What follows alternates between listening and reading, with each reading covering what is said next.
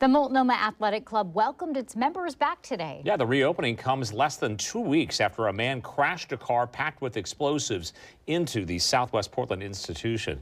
Fox 12's Abby Davis is following the story, joining us now live. Abby, how are people feeling? Yeah, everybody is really excited to be back, even though parts of the building are still blocked off for repairs.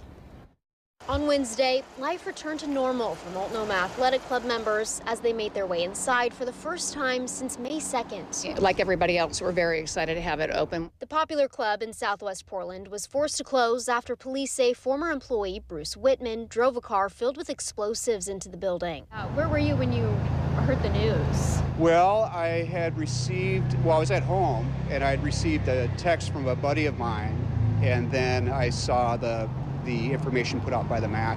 The shock set in, and then I'm like, oh my God, I mean, it was scary. The club is reopening in phases. Members can now use most fitness spaces, including gyms, courts, and the West Pool. A lot of the damage is on the east side of the building from the sprinkler system. Oh, I'm pleased. I mean, seeing the damage, the photos of the damage, I thought it might open fairly quickly, so I'm pleased that it is. Whitman, who died in the crash, worked at the club from 2012 to 2019. As we previously reported, he was known to police and suffered from serious mental health issues. I didn't know the guy, didn't meet the guy, and I think for some of the people who did, clearly from accounts now, there were a lot of people who knew that this was someone who really shouldn't be out there making decisions on his own because he was not equipped to do that. Longtime member Doug Foley says the MAC handled the situation the best it could, and he's grateful to be back with his community. You just feel like it's one of the pieces of your life that you have to get back to.